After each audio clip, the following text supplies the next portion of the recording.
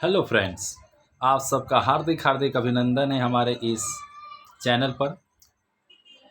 अगर आप हमारे इस चैनल पर फर्स्ट टाइम आए हैं तो कृपया कर इस चैनल को सब्सक्राइब कीजिए तथा बेल आइकन के बटन को प्रेस कर लीजिए ताकि कोई भी नोटिफिकेशन आप तक सबसे शीघ्र पहुंच सके। तो आज हम लोग एक नए पेपर के साथ प्रस्तुत हुए हैं और ये क्लास 9 का पेपर है जो कि हिस्ट्री का होगा।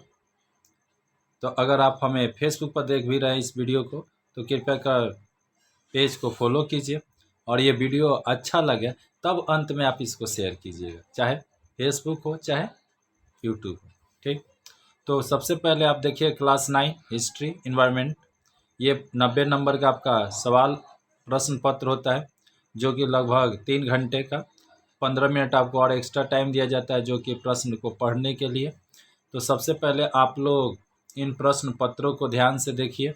यहीं पर हम कुछ प्रश्नों का उत्तर हमने टिक लगाया है, आप उनको देखकर और इसको अपने कॉपी में लिखने का कोशिश कीजिए, क्योंकि कॉपी में अगर जब आप इसको लिखिएगा उसको आप याद करके चाहे तो फाइनल एग्ज़ाम जब आएगा उस समय आपको याद करने में सुविधा होगा और एक जगह रहेंगे तो जल्दी से आप इसको याद भी कर पाइएगा। एक फ्रेश कॉपी में लिख लीजिएगा। तो देखिएगा यहाँ पर पहला दिया है 20 प्रश्न रहेंगे एक एक नंबर का और सही उत्तर चुनकर उत्तर पुस्तिका में आपको लिखना है। ठीक, तो पहला क्वेश्चन है आपका कि प्रथम स्टेट के अंतर्गत आने वाला वर्ग कौन था? तो है पादरी। ठीक, दूसरा है ख नंबर, फ्रांस की क्रांति के समय यानी फ्रांस की जो क्रांति हुआ था 1789 में, उस समय फ्रांस का शासक कौन था? तो लुई 16वां।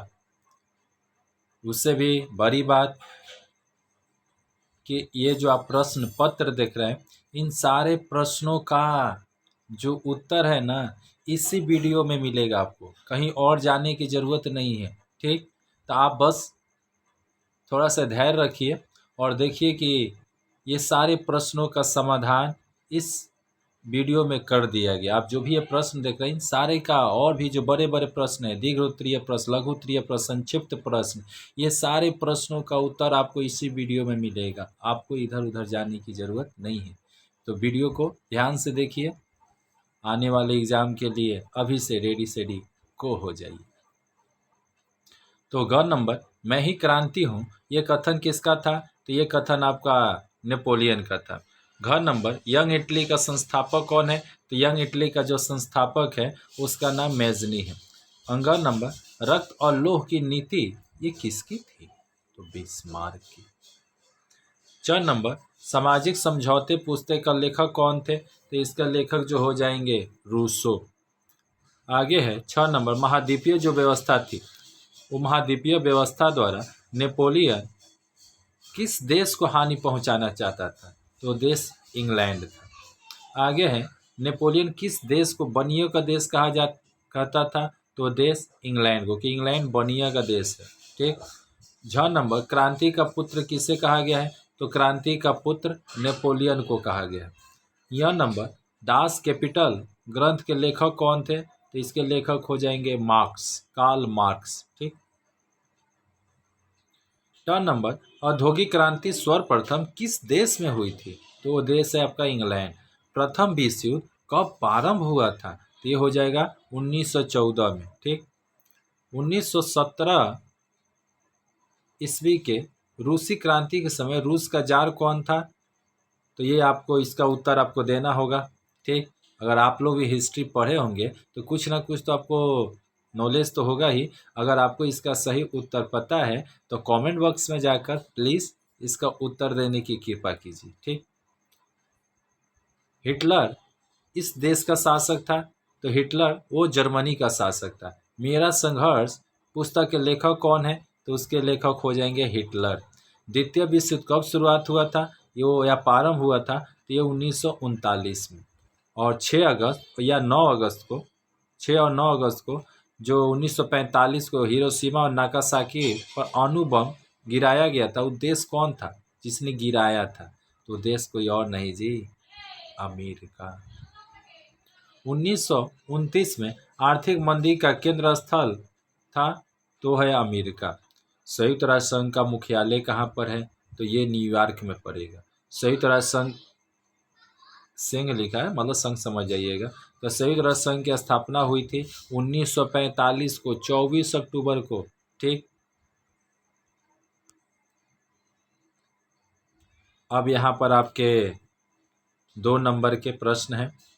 2 नंबर में मतलब जो प्रश्न है वो एक एक नंबर का होगा और कोई साथ ही प्रश्न आपको करना होगा। आप हेडिंग में पढ़ सकते हैं, निम्न प्रश्नों के उत्तर एक एक वाक्य में आपको लिखना है। ठीक, तो आप देख सकते हैं इन सारे प्रश्नों को आप ध्यान से पहले देख लीजिए, तत्पश्चात इन सभी का उत्तर। जैसे यहाँ दिया है, लाल कुर्ती दल का गठन किसने किया था, तो हो गया हमारा गैरीबाल्डी। बोल्शेवी क्रांति का नेता कौन था, आप थोड़ा सा देख लीजिए। फिर यहाँ पर 14 सूत्री सिद्धांत का जनक किसे कहा गया, वुडो विल्सन को। फ्रांस में राजक्रांति कब हुई थी, 1789 में। किसने कहा, मनुष्य स्वतंत्र जन्म लेता है परंतु हमेशा जंजीरों में जकड़ा हुआ रहता है। इन सारे प्रश्नों को आप देख सकते हैं। जिन प्रश्नों का उत्तर नहीं है, आप सभी से प्लीज़ रिक्वेस्ट है कि अगर आपको इन प्रश्नों का उत्तर पता है तो कृपया कर कमेंट बॉक्स में कमेंट कीजिए, और नहीं पता हो तो भी कमेंट कीजिए। हम इसका उत्तर आपको कमेंट बॉक्स में देने के लिए तैयार हैं। यहाँ पर आप देख सकते हैं वाटरलू का युद्ध 1815 ईस्वी में। ठीक, यही नेपोलियन के ज़िंदगी का सबसे अंतिम युद्ध था। ठीक, युवा इटली दल का गठन किसने किया, तो मेजनी ने। सबसे पहले औद्योगिक किस ईस्वी में हुआ, ठीक, ईस्वी पूछ रहा है, यानी कि अभी जो जैसे अब चल रहा है 21वीं, तो उस समय कौन सा ईस्वी होगा, यानी ज़्यादा नहीं, हद से ज़्यादा आपका 19वीं होगा। ये भी अगर आपको पता होगा तो दे दीजिएगा इसका उत्तर। प्रथम विश्व युद्ध कब समाप्त हुआ, तो ये हो गया 1918 में। इटली में फांसीवाद का जनक कौन था, तो मुसोलिनी। यहाँ पर देखिएगा आपका सही गलत है। निम्न वाक्यों में कौन सही और कौन गलत है उसका चुनाव कर उत्तर पुस्तिका में आपको उत्तर लिखना है। तो लुई 16वां इंग्लैंड का राजा था, जी गलत, ये गलत हो जाएगा। नेपोलियन का जन्म कौसिया द्वीप में हुआ था, जी सही। और मेटर्निक ऑस्ट्रिया का निवासी था, ये भी सही हो जाएगा। फिर उसके बाद मार्क्सवाद के जन्मदाता गांधी, अरे कार्ल मार्क्स है, कार्ल ऊपर एक प्रश्न में तो आपका आया था। दास कैपिटल के लेखक कौन है, कार्ल मार्क्स, तो मार्क्सवाद, तो मार्क्स। रूस में बोल्शेविक क्रांति 1917 में हुआ था, जी बिल्कुल सही हो जाएगा। यहाँ पर आपका मैचिंग दिया गया है, नेपोलियन से मैच करेगा फ्रांस, औद्योगिक क्रांति से मैच किया इंग्लैंड, और नाजी पार्टी आपका हो गया हिटलर, और अंतर्राष्ट्रीय न्यायालय द हेग। यहाँ पर आपके थोड़े बड़े बड़े प्रश्न आएंगे। अब अति संक्षिप्त प्रश्न है कोई 11, इन प्रश्नों को देख लीजिए और उसके बाद हम लोग जो आंसर लिखा गया है कॉपी में उसमें आपको सारे प्रश्नों का उत्तर दिखलाई देगा कि इन सारे प्रश्नों का जो क्या उत्तर होगा। तो उसके लिए आपको एक तरह से कहा जाए तो थोड़ा सा वीडियो को आगे बढ़ने दीजिए, उसमें आपको दिखला, पहले प्रश्न को आप लोग बारीकी से ध्यान से देख लीजिए। और उससे भी बड़ी बात कि इन सारे प्रश्नों का समाधान जिन्होंने किया है, ठीक, उन छात्रा का नाम है जो क्लास 9 की है, उनका नाम है अमृति कुमारी, अमृति कुमारी। और उन्होंने अपने अथक मेहनत, दम, नॉलेज कहा जाए, ज्ञान, इन सभी के बलबूते पर इन सारे प्रश्नों का समाधान अति शीघ्र और सरल भाषा में की है। ये सारे प्रश्न क्लास 9 का पेपर है जी, जो कि लगभग 3 घंटा का होता है।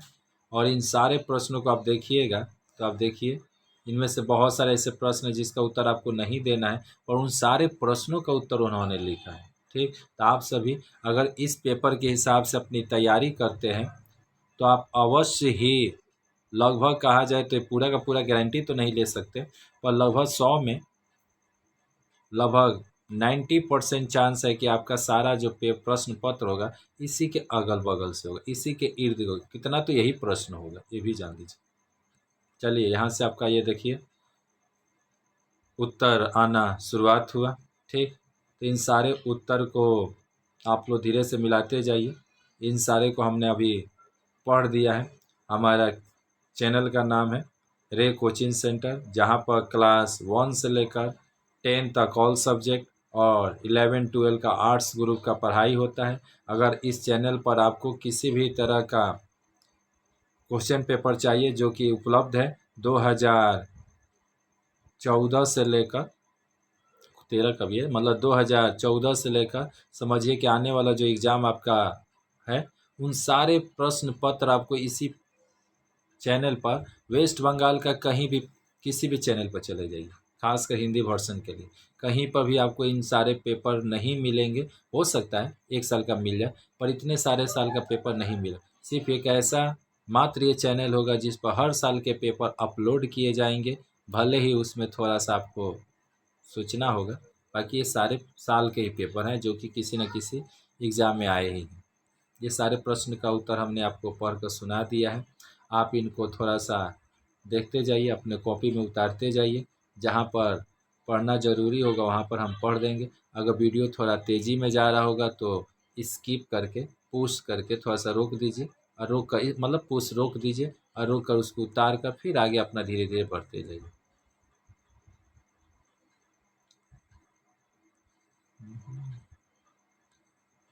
आप सभी से फिर से निवेदन है, अनुरोध है कि अगर आप अभी हमारे चैनल पर फर्स्ट टाइम आए हैं तो अब किस चीज़ का देरी कर रहे हैं। चैनल को सब्सक्राइब कर लीजिए, बेल आइकन के बटन को प्रेस कर दीजिए ताकि कोई भी नोटिफिकेशन ना भैया जी आप ही तक सबसे पहले पहुंच सके। आप फेसबुक पर भी देख रहे थे, यही कार्य कीजिए, बस पेज को फॉलो कर लीजिए। आशा है कि वीडियो आपको अवश्य अच्छा लगेगा। आप अंत में तो शेयर कीजिएगा ही, ताकि इस वीडियो का उद्देश्य है सबका कल्याण हो। ठीक, क्योंकि कर भला तो हो भला। अगर आप इस वीडियो को शेयर कीजिएगा तो आपके दोस्त साथी भी का भी भला होगा, वो भी आपको कुछ न कुछ तो हेल्प कर ही सकते हैं। इस वीडियो को ज़्यादा से ज़्यादा अपने दोस्त साथी में शेयर कीजिए। उनको भी बताइए कि एक चैनल है जहाँ पर इस तरह के सारे प्रश्न पत्रों को समाधान किया जाता है, उनका उत्तर बतलाया जाता है, वहाँ पर हर क्लास की पढ़ाई की जाती है। चलिए जी, आ गए हम लोग जहाँ पर जिसकी तलाश थी।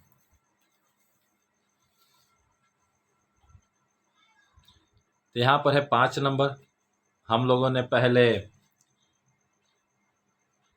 विकल्प वाले भी प्रश्न को देखे, उसके बाद 2 नंबर में भी प्रश्न देख लिया हम लोगों ने, उसके बाद हमारा सही गलत भी प्रश्न पत्र को आप लोगों ने देखा, उसके बाद आपका मैचिंग भी पर हम लोगों ने गौर किया। अब यहाँ पर ये 5 नंबर में प्रश्न जो हैं ये लगभग कोई 11 करने होंगे, और इन प्रश्नों को बतलाया गया है कि निम्न प्रश्नों के अति संक्षिप्त में उत्तर देना है और 11 प्रश्नों को लिखना है। ठीक, तो सबसे पहला क्वेश्चन है कि रूसो कौन है और उसने कौन सी पुस्तक लिखी। तो रूसो एक फ्रांसी विचारक था, ठीक, या और दार्शनिक भी। उन्होंने सामाजिक संविदा नामक पुस्तक लिखी थी। फ्रांस की जनता से कौन कौन से कर लिए जाते थे। तो फ्रांस की जनता से एक तरह से कहा जाए तो टैली, ताइथ, गैबेल और कार्बी नामक कर लिया जाता था। नेपोलियन कोड का निर्माण किसने और क्यों किया। तो नेपोलियन कोड का निर्माण नेपोलियन बोनापार्ट ने फ्रांस में समानता लाने के लिए किया। यानी नेपोलियन का जो नेपोलियन है, जिसका पूरा नाम था नेपोलियन बोनापार्ट, उसने ही एक तरह से नेपोलियन कोड का निर्माण किया ताकि फ्रांस के लोगों में एक तरह से समानता लाया जा सके। वाटरलू का युद्ध कब और किसके मध्य हुआ। तो वाटरलू का युद्ध 18 जून 1815 ईस्वी में मित्र राष्ट्र और नेपोलियन बोनापार्ट के बीच हुआ था।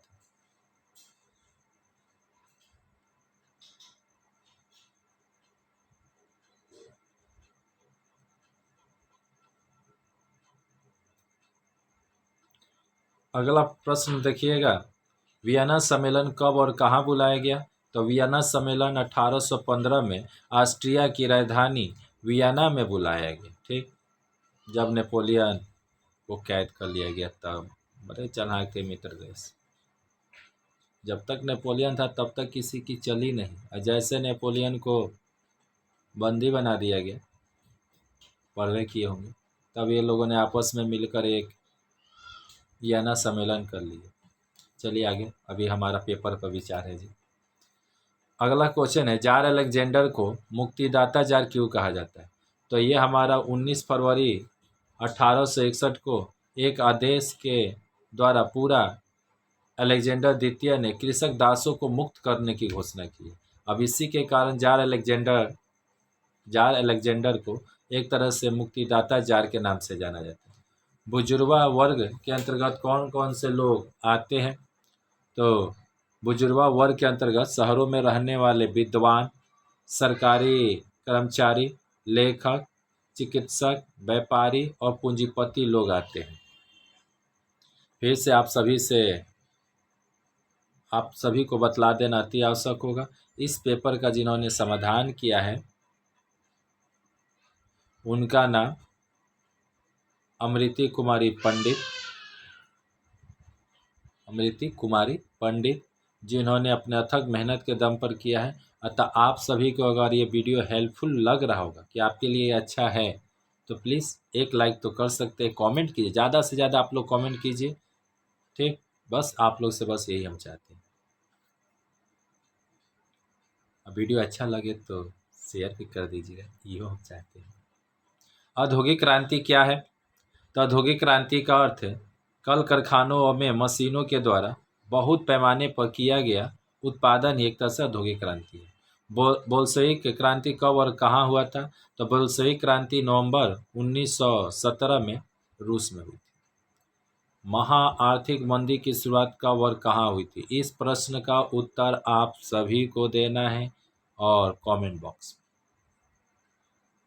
नाजी और फांसीवादी की स्थापना किसने और कहाँ किया था? तो नाजीवादी की स्थापना एडोल्फ हिटलर ने जर्मनी में, और फांसीवाद की स्थापना बेनिटो मुसोलिनी ने, याद लिख लीजिएगा, बेनिटो मुसोलिनी ने इटली में किया था। धुरी राष्ट्र में कौन कौन से देश सम्मिलित थे? तो जर्मनी, जापान, इटली इत्यादि ये सभी धुरी राष्ट्र वाले थे। मित्र वाले बरियार थे, ये जान लीजिएगा, दोनों में बाजी हुए मारा है। इतिहास में तो देखिए, हम लोग का जो 9 क्लास का हिस्ट्री है ना, यूरोपियन हिस्ट्री, मस्त हिस्ट्री है, खाली मार काट के बारे में पढ़ाते हैं, खुद हम ही पढ़ाते हैं हिस्ट्री, और तो बात ये है। क्या राष्ट्रसंघ निशस्त्रीकरण को रोकने में सफल रहा?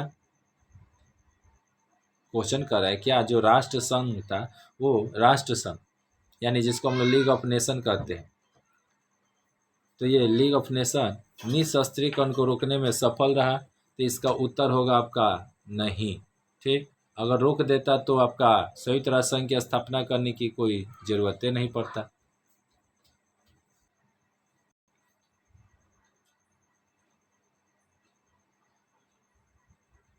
अगला क्वेश्चन देखिए, निषेधाधिकार यानी वीटो क्या है? वीटो पावर, इसका प्रयोग का अधिकार किसे है?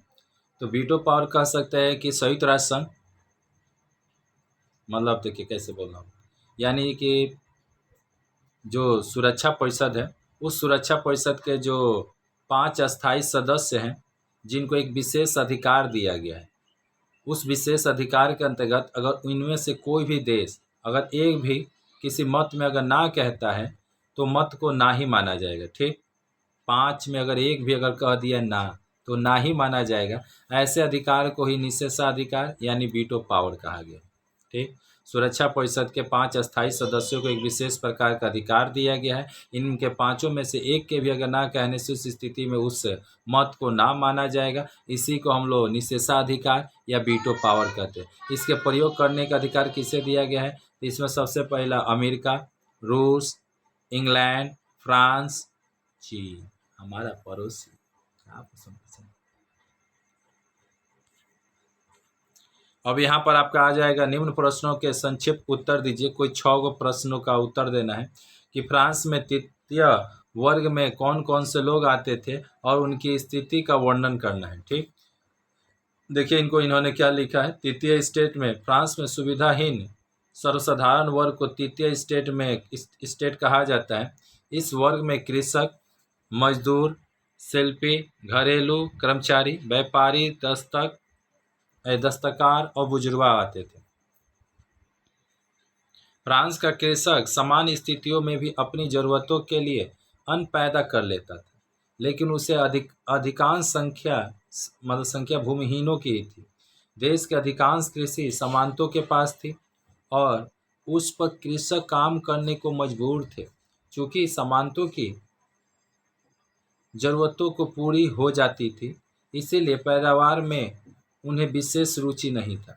कृषक की आमदनी का एक विशेष भाग भूमि कर, धर्म कर और नमक कर के रूप में राज तथा सामंतों के पास चला जाता था। सामंत और पादरी सामाजिक विशेष अधिकारों के कारण इन करों को लेने से मुक्त थे, इन करों को देते थे और मुक्त थे। परिणामतः आम जनता पर कर का बोझ और अधिकांश बढ़ गया। ठीक, तत्कालीन फ्रांस में एक कहावत प्रचलित है। तो एक कहावत था, क्या कहावत है? प्रचलित कहावत है जी, कि सामंत कहता है, मतलब सामंत लड़ता है, पादरी पूजा करेगा और सामान्य जनता कर देगा। कर मतलब टैक्स, पैसा देने की बात हो रहा है। ठीक, और यहाँ पर देखिएगा, किसानों को कड़ी मेहनत के फल का अधिकांश भाग उच्च वर्ग के लोगों को ले लेते थे। इसीलिए किसान उनसे नफरत करते थे और चाहते थे कि उनका शोषण रुक जाए। इसलिए कोई आश्चर्य की बात नहीं है कि फ्रांस में जब क्रांति शुरू हुई तब कृषकों के ने हृदय से इसका स्वागत किया और अत्याचारी कुलीनों को खत्म करने में किसी प्रकार की कोई कमी नहीं छोड़ी। कृषकों का घोर असंतोष फ्रांस की क्रांति का मुख्य कारण बना। इतना अत्याचार कीजिएगा तो कितना सहेंगे कृषक लोग। ठीक, यही हाल हुआ और उसके बाद सभी ने मिलकर क्रांति कर दिया। अच्छा किए भाई। यहाँ पर आगे देखिएगा, नेपोलियन अपने को क्रांति का पुत्र कहता था और इस पर अपना विचार आपको भी देना है। तो नेपोलियन क्रांति का पुत्र, नेपोलियन स्वयं को क्रांति का पुत्र कहता था, परंतु मैकलेन वनस का कथन है कि नेपोलियन का शासनकाल नवंबर 1799 से जून 1815 तक क्रांति को संभव बनाने वाले उदारवादी विचारों के प्रति 19वीं शताब्दी की प्रतिक्रिया का समय था। अतः नेपोलियन क्रांति का सचमुच पुत्र नहीं था, इसमें कोई संदेह नहीं। नेपोलियन का उत्कर्ष फ्रांस की क्रांति के कारण, यानी नेपोलियन का जो जन्म हुआ वो तो फ्रांस की क्रांति के कारण हुआ। उसने समानती प्रथा को समाप्त तथा सामाजिक समानता की स्थापना की। उसने सामाजिक और आर्थिक सुधार करके क्रांति की मांग को पूरा किया, परंतु उसमें राष्ट्रीयता की सिद्धांत की अवहेलना की। फ्रांस में अपना निरंकुश शासन स्थापित किया, विजित देशों में अपने संबंधियों को शासन नियुक्त किया और अपनी महत्वाकांक्षाओं की पूर्ति के लिए समस्त यूरोप को युद्ध में झोंक दिया। अतः नेपोलियन क्रांति का पुत्र स्वीकार करना कठिन है। यह फ्रांस की 1830 की जुलाई क्रांति के प्रमुख कारण हैं। इसको भी हम लोग थोड़ा देख लेते हैं क्या क्या कारण है जी। वीडियो थोड़ा सा लंबा हो जा रहा है, इसके बाद आपको सिर्फ इन प्रश्नों के उत्तर को दिखला दिया जाएगा, क्योंकि ज़्यादा वीडियो लंबा होना भी थोड़ा सा आपके लिए दिक्कत हो जाएगा। तो ये कितना, अरे 3 घंटा का पेपर है जी, थोड़ा दिमाग लगाइए। 3 घंटा का पेपर 30 मिनट में कैसे वीडियो कंप्लीट हो जाएगा? कितना हम पढ़ेंगे, या आप ही कितना पढ़ दीजिएगा तेज़ी से। लिखिएगा 3 घंटा और 30 मिनट में वीडियो हो जाए, इतना संभव नहीं है। तो फ्रांस की 1830 की जुलाई क्रांति के प्रमुख कारण क्या था? तो 1830 की जुलाई क्रांति के कारण चार्ल्स दसम की प्रतिक्रियावादी नीति, 18वें लुई की मृत्यु के बाद आतुआ का काउंट 10वें चार्ल्स के रूप के नाम से फ्रांस की गद्दी पर बैठा और उसने प्रतिक्रियावादी शासन प्रारंभ किया। प्रतिक्रिया, एक्शन को उल्टा रिएक्शन, प्रतिक्रिया। आप एक थप्पड़ मारिएगा तो आपको 2 थप्पड़, यही तो होगा प्रतिक्रिया। ठीक, जिसके कारण जनता का विरोध शीघ्र ही बढ़ गया। यानी पहले कोई कार्य किया होगा और ये आया तो उसका बदला लेने लगा, प्रतिक्रिया लेने लगा, अब जनता और ही भड़क गई। और चार्ल्स दशम कट्टर राजसत्तावादी दल का प्रधान नेता और क्रांति का विरोधी था। यानी ये क्रांति का विरोधी है, ये क्रांति चाहता ही नहीं है, समझ लीजिए। और कुलीनों को उसने बहुत अधिक सुविधाएं प्रदान की कुलीन को, और जनता के सभी प्रकार की स्वतंत्रताओं को कठोर प्रतिबंध लगा दिया।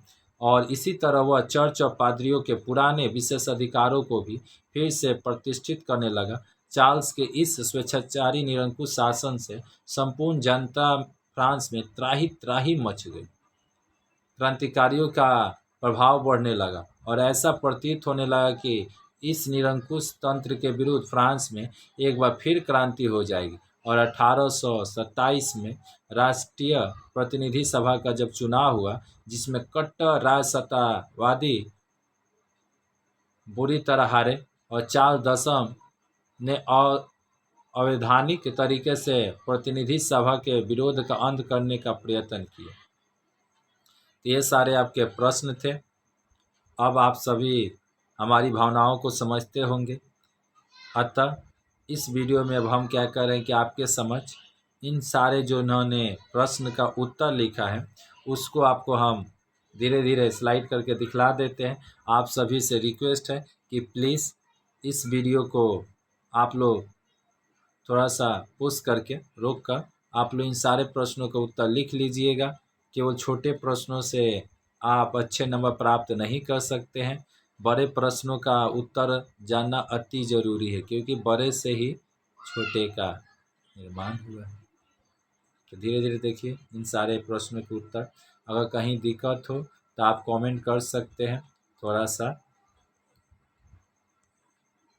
तो आप सभी से एक बार फिर से रिक्वेस्ट है कि अगर इस चैनल पर अगर फर्स्ट टाइम आए हैं तो कृपया कर इस चैनल को सब्सक्राइब कर लीजिए भैया लोग, और बेल आइकन का जो बगल में बटन है ना, इसको ज़रूर मतलब दबा के रखिए, दबा दीजिए, ताकि कोई भी नोटिफिकेशन अगर हमारे इस चैनल से छोड़ा जाए तो आप तक सबसे शीघ्र पहुंच सके। ठीक, अब फेसबुक पर देख रहे हैं तो पेज को शेयर कर दीजिए और पेज को फॉलो भी कीजिए। यहाँ पर देख सकते हैं थोड़ा थोड़ा सा, कहीं अगर दिक्कत हो तो अपने से आप लोग उत्तर लिख लीजिएगा, कोई दिक्कत नहीं है। आप अपने से भी प्रश्नों का उत्तर लिख सकते हैं, ज़रूरी नहीं कि इन्होंने जो प्रश्नों का उत्तर लिखा है उसी को आप लोग अपना रहने दीजिए।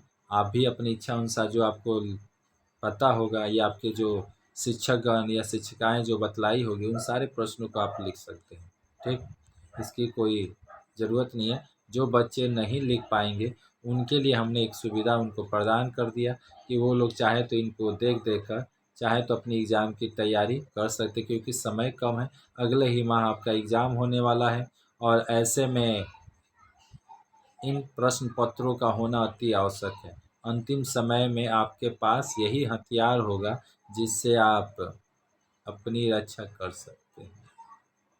महिलाओं की स्थिति का औद्योगिक क्रांति पर क्या प्रभाव पड़ा? कुछ कुछ प्रश्न है जो खास है, चलिए हम उसको बता देते हैं।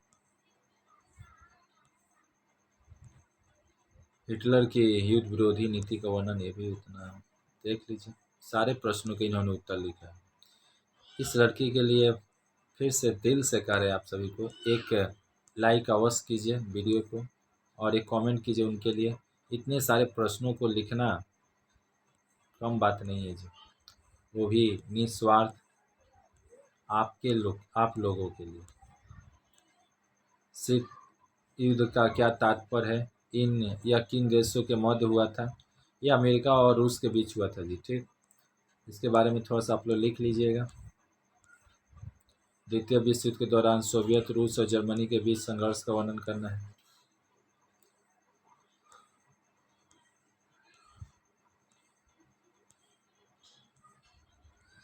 बहुत हिस्ट्री है, और बोला जाता है कि जितने सब्जेक्ट है ना उन सब्जेक्ट में सिर्फ एक हिस्ट्री ही होता है जिसमें बहुत ज़्यादा लिखना पड़ता है।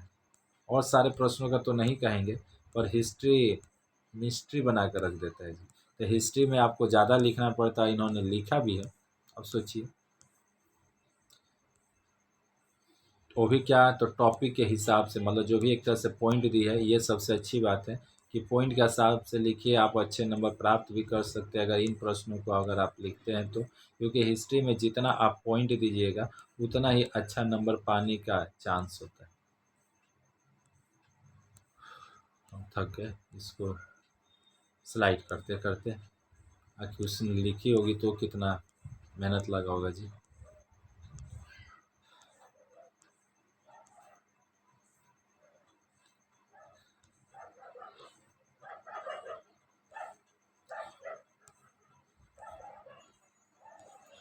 लिखते जाइए। अगर आपको किसी तरह का अगर क्लास लगभग 5 से लेकर, मतलब ऐसे तो इस चैनल पर हमारा हर तरह का पढ़ाई होता है, पर आपके लिए बता दे रहे हैं कि अगर आपको किसी भी क्लास का अगर क्वेश्चन पेपर चाहिए तो उसके लिए आप हमारे इस चैनल के प्ले लिस्ट में जाइए और उस प्ले लिस्ट में आपको जाकर अपने जो प्रश्न पत्र हैं उसको देख लीजिए और उसके हिसाब से तैयारी कीजिए। विश्वास कीजिए, बड़े भाई के नाते आपसे जो भी वादा कर रहे हैं एकदम 100% आपके इन्हीं में से प्रश्न पत्र आएंगे। लगभग बाहर से कुछ आने वाला नहीं है। ये नहीं कहे कि आपको यही प्रश्न आएगा। जितने भी लगभग 2014 से पेपर छोड़ा जा रहा है, 4-5 साल का अगर आप पेपर कर लेते हैं, लगभग इन्हीं में से पेपर आएगा। 1-2 ही इधर उधर जाएंगे तो जाएंगे। आप अच्छे नंबर से पास कीजिएगा, अपने माता पिता का नाम कीजिएगा। तो इस वीडियो में इतना ही, फिर मिलते हैं एक नए वीडियो में, तब तक के लिए जय हिंद।